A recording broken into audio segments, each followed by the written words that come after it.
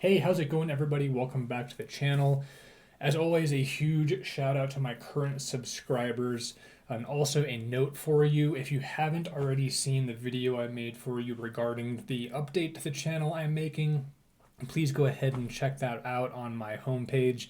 The quick synopsis is that I'm expanding my channel more into the actual use of the gear that I'm reviewing. So you're going to see skiing videos, cycling videos, hiking, stuff like that, not just tabletop videos, although those will still be here. So please stick around for more content in the future. If you are new to the channel, what I do here at SJA Gear End Adventures is I review gear, and like you just heard, now I'm going to get back into some of the actual use of my gear, and even including the training programs I use to physically be in shape to go on the adventures that I go on. So that's going to be the foundation of this video. We're going to talk specifically about TrainingPeaks. And let's say you found this video because you're either a beginner cyclist of wanting to get into shape, or you want to be able to do your first race, or you're getting onto Zwift and want to get faster, or maybe you're an intermediate cyclist that wants to take a next step up and actually be competitive. TrainingPeaks is probably one of the apps and the websites that you'll find good training programs on, but how good are they actually? And that's what we're going to talk about today. So we're going to do a basic run view of this homepage of TrainingPeaks. We're going to look into my profile a little bit, and we're going to take a specific look at the program I am working on right now and have a first look if it's actually working for me. So this primary page is the homepage of TrainingPeaks, and let's say you are wanting to find a training plan and you want to do cycling specific. So you come into here, and I already know the name of the coach that I wanted to work with, and that would be Control V, Jakub Novak.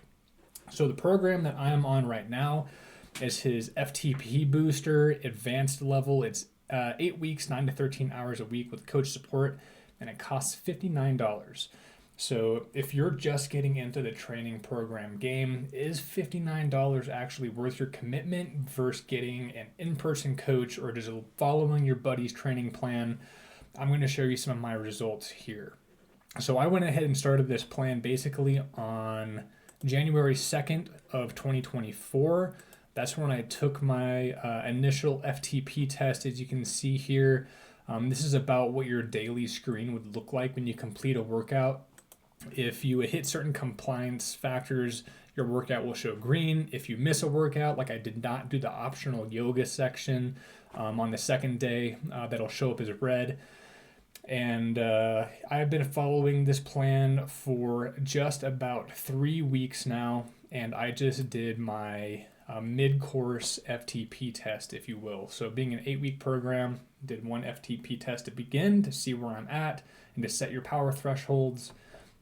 And then this workout is the middle, and then in about 4 to 5 weeks from now, I'll take the last one and see how much I have improved by. So I don't want to show too much of Jakub's programming here, but I do want to show you the results that I've had so far with his program and see if they're actually worth it. So if you have a Strava account, you're probably familiar with this page a little bit. I have scrolled down into the analysis section of my first FTP test from January 2nd of this year. And I'm going to go down in this power section, and I know that my effort for the 20 minutes started about right here. So I'm going to highlight that section, and that should be about 20 minutes long. And it can show you right here. Power max was 439 watts, average was 317 watts. So since I averaged 317 watts for 20 minutes, to calculate your FTP from that effort, you multiply your 20-minute max effort by 0.95, and that gave me a functional threshold power of about 302 watts, which is what I should expect to be able to hold for about an hour. And if I remember correctly, when I took this test, I weighed about 182 pounds, which is about 81 kilos, and it gave me a watts per kilo of about 3.6.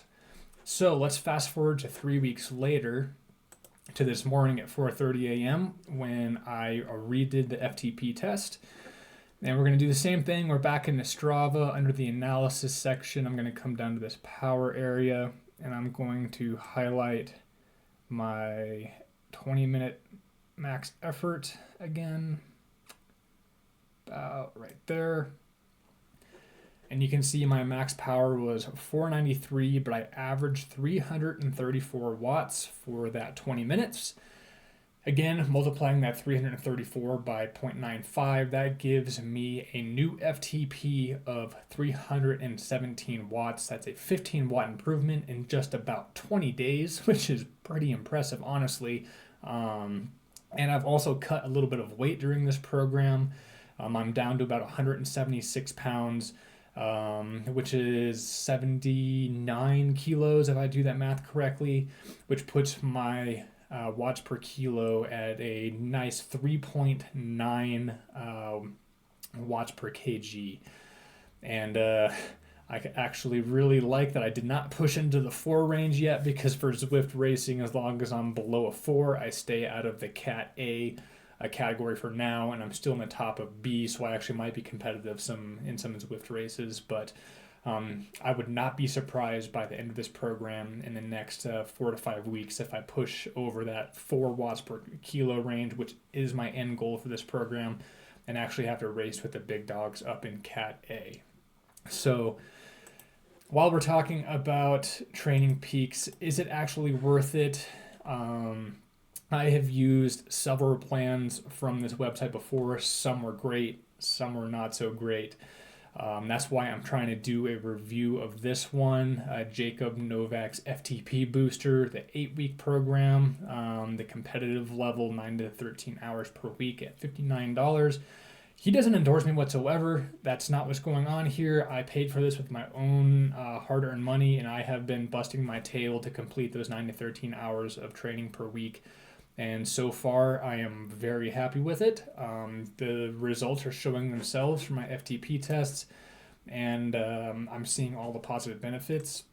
So if you have any doubts about TrainingPeaks, I would say go ahead and give it a shot. Make sure you find a reputable coach, do some research on Google, and try to find other videos like this one before you pull that trigger. But you absolutely can improve based on which training program you get. But never forget, it's not just the program, it's how much you actually commit to it. So you actually need to go and do your max efforts on these tests, and actually do the long 2, 3, and 4 hour rides on the weekends to get the most out of them. So if you have any questions about TrainingPeaks or Strava, please hit me up in the comments below. Like, comment, and subscribe if you'd like to see more content like this. For all my current subscribers, thank you very much for your continued support while I try to expand my channel into new regions and see what works and see what doesn't work. And for everyone just finding my channel now, I would greatly appreciate your support. So until the next one, you guys, I hope you have a great day, stay safe, and try to challenge yourself with something new every day. See ya.